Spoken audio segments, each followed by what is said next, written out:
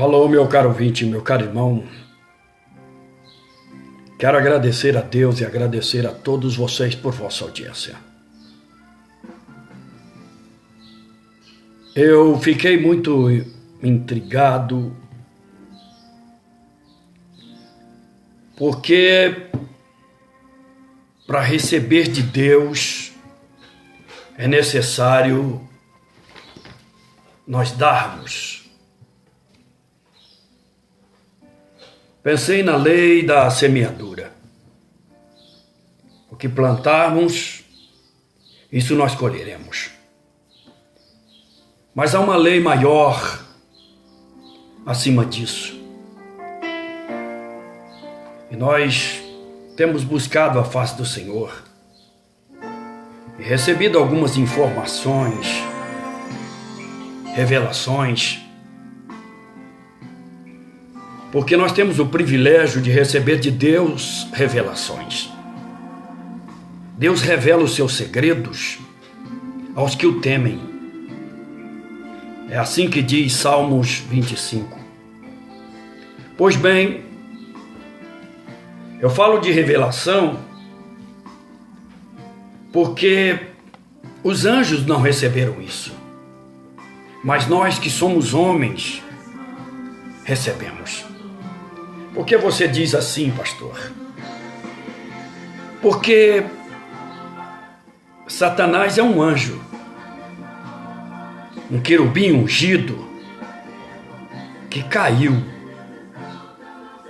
talvez pela soberba da vida, concupiscência dos olhos, mas se Satanás tivesse revelações, ele não levaria Jesus à cruz. Ele impediria de todas as formas que Jesus fosse pendurado naquele madeiro. Mas Deus é tão grande que nos deu esse privilégio. E eu quero compartilhar algo que recebi de Deus para ti nesta manhã.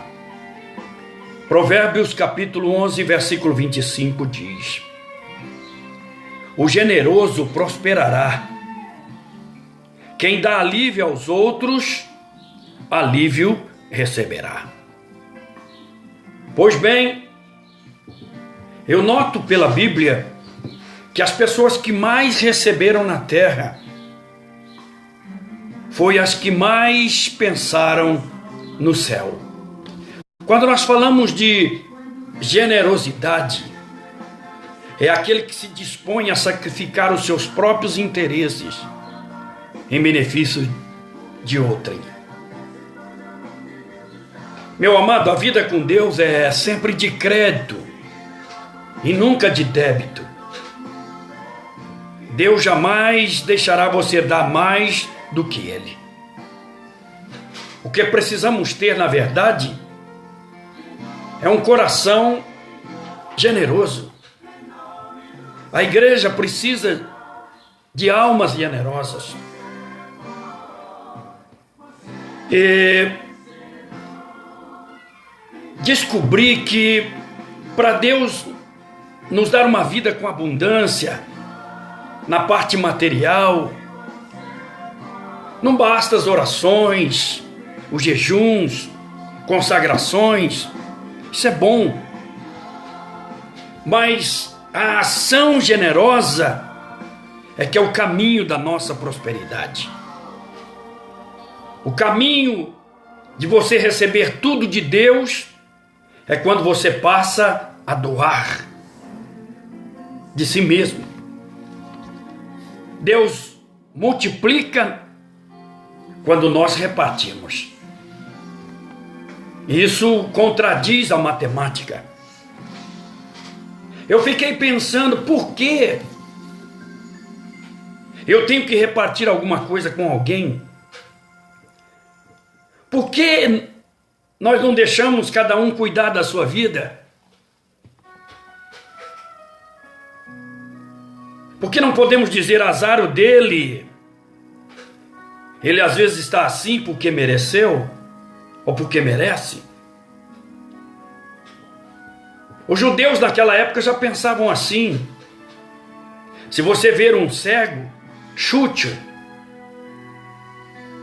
Qual a razão? A razão é porque você vai ser mais misericordioso do que Deus. Isso deve ser uma questão do próprio cego ou dos seus antepassados. Já é um problema de família.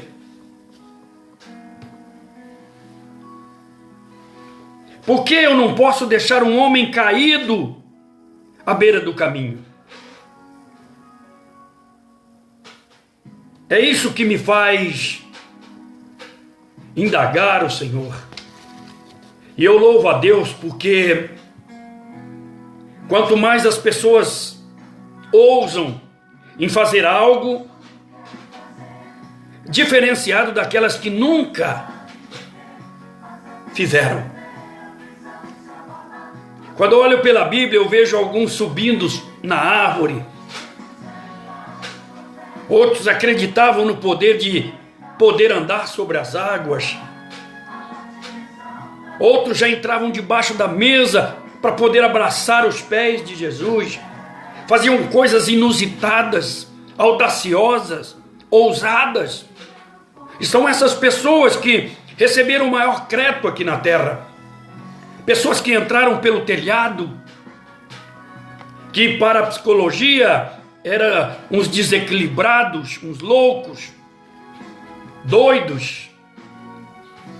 Mas o que é loucura para o homem é mais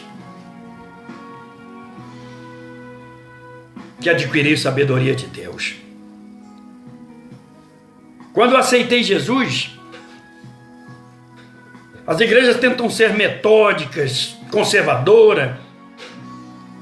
E há uns 30 anos atrás eu estava a glória muito alto, uns aleluia forte. E os mais conservadores dizem: você não precisa gritar. Sabe por quê, meu irmão? Deus não é surdo. Então vem a indagação: por que numa hora que o seu time faz um gol, você não comemora metodicamente? Você tem que extravasar. Sim. Se Deus não é surdo, nós também não somos mudos. É por isso que tem hora que eu fico entendendo o que Paulo queria dizer em Efésios 5:9.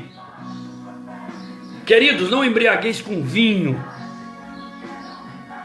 mas enchei-vos do Espírito Santo. Beba. Hoje em dia as igrejas buscam muito conhecimento, muita ciência.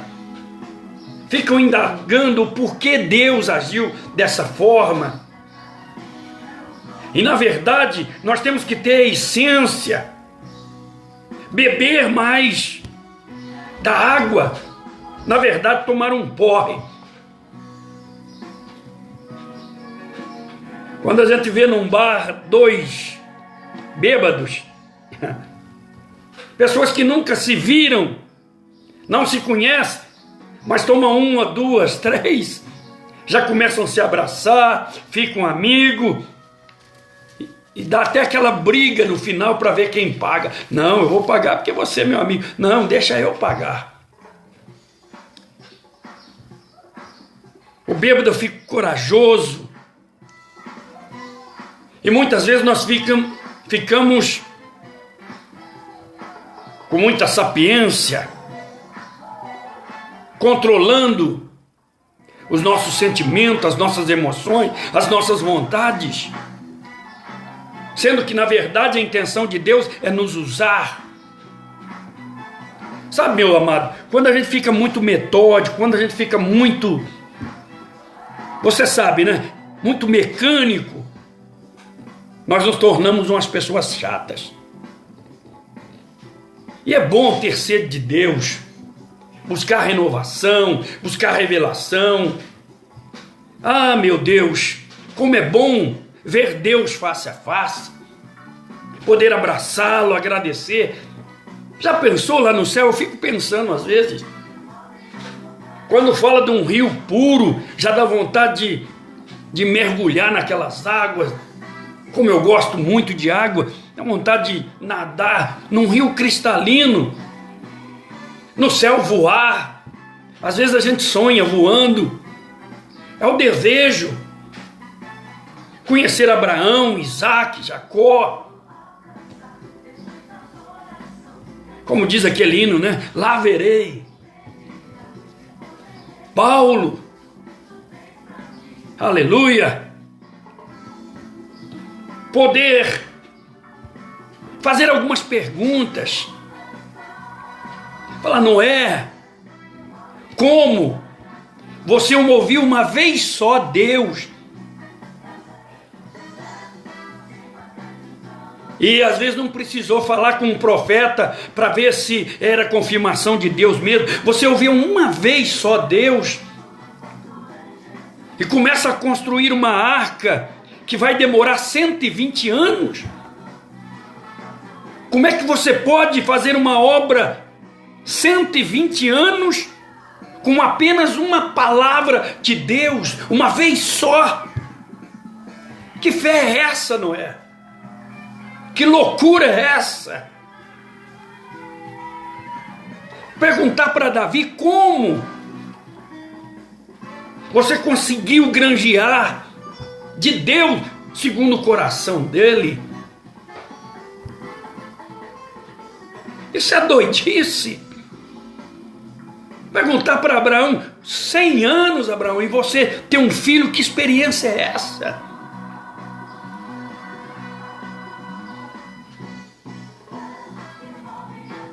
E olha que esses homens, Deus apenas os visitara. Olha que esses homens, Deus apenas falava com eles. Mas hoje não, meu irmão. Hoje Deus reside, mora, habita dentro de nós. E ainda estamos desapercebidos.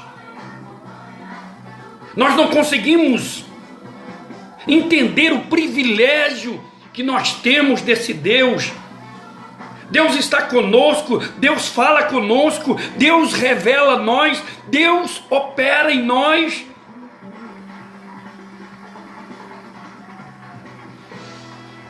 E nós ainda não entendemos qual a vontade de Deus em nós. Temos um coração duro,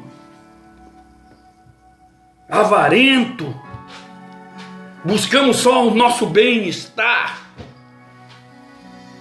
sendo que aquele que doa a sua vida ao seu próximo, esse então receberá em abundância.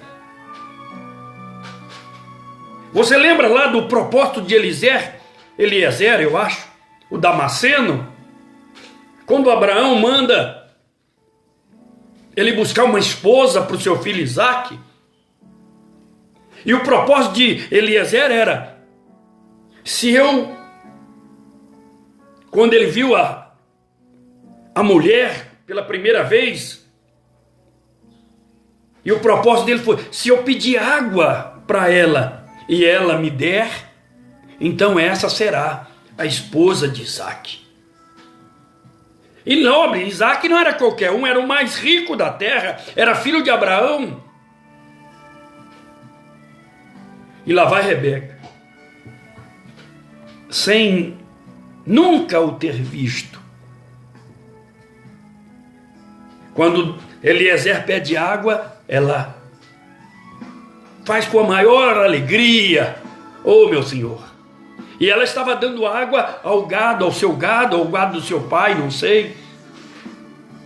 Ela para aquilo que era de interesse dela. E ela não só dá água a Eliezer, mas também aos seus camelos. Olha, toma água, enquanto isso eu vou dar água para os seus camelos. E mal sabia ela que aqueles camelos estavam carregados de joias, de especiarias, que seriam dela. Oh, aleluia! Você entende isso? A generosidade de Rebeca fez o caminho da sua prosperidade. Ah, pastor, mas a gente faz o bem e muitos querem o nosso mal.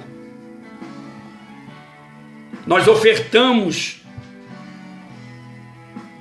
aonde nós congregamos, mas o que nós vemos por aí é tanta malandragem com o dinheiro que é doado às igrejas. E aí você fica em dúvida. Meu amado, não generalize.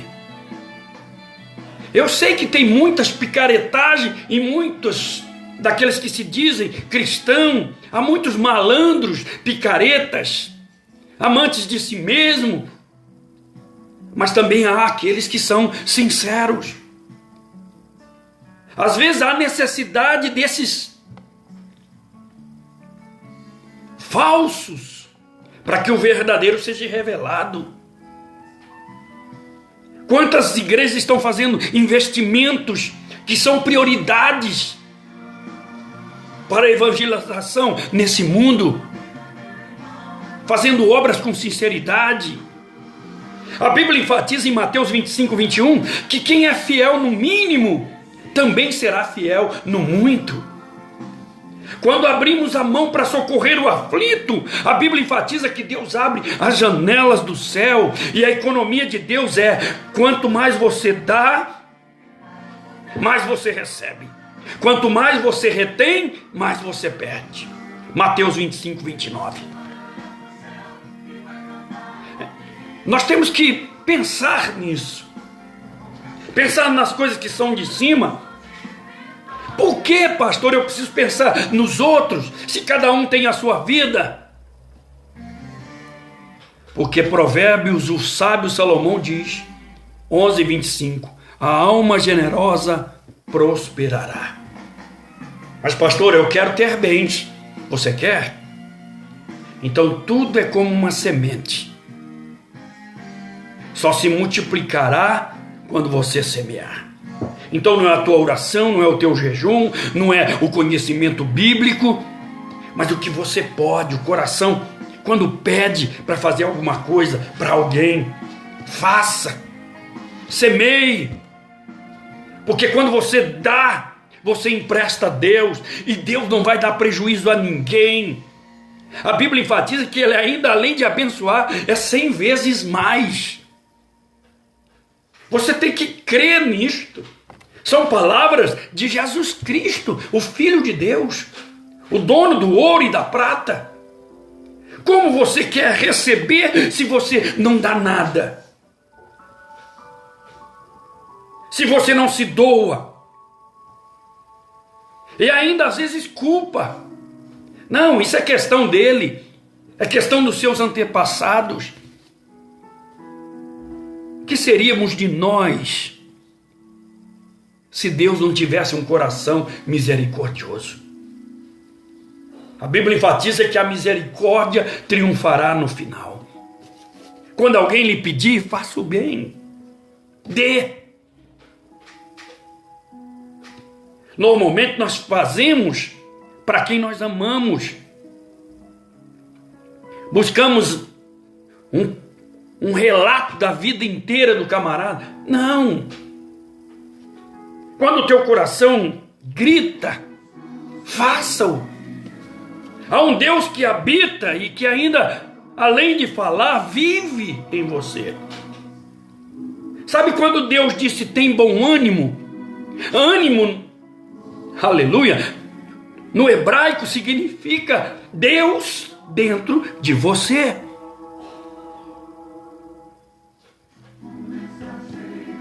Por que eu não posso deixar o homem caído à beira do caminho, pastor?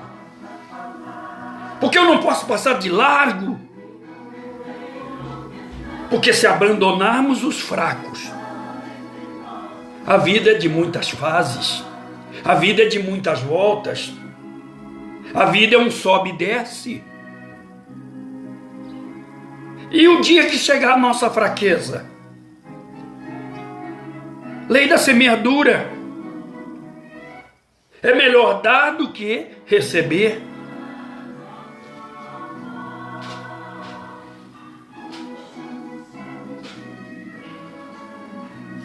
Uma vez uma pessoa abriu seu carro, desceu o vidro e alguém no meio da chuva pedindo um pão, dinheiro por um pão. E o homem de dentro do carro estava acompanhado de uma filha. E a filha indagou: pai, tudo quanto é lugar que você para, quando alguém pede, você dá. Por quê? Por que você faz isso? E o pai respondeu à filha: você prefere ser minha filha ou filha desses que pedem?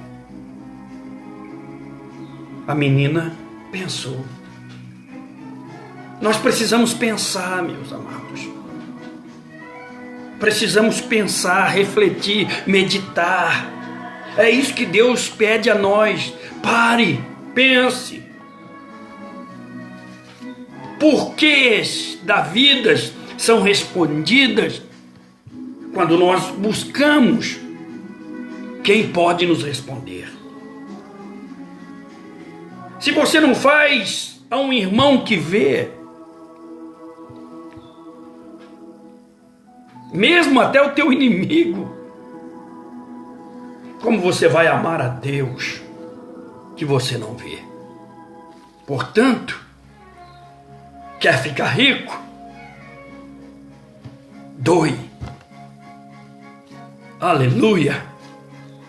Glória a Deus. Pastor, eu sou pobre. Lembra lá atrás?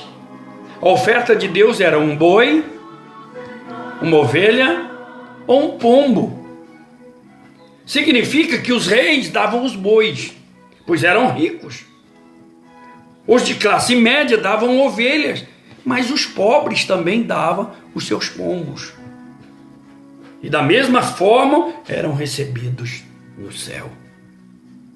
A alma generosa prosperará.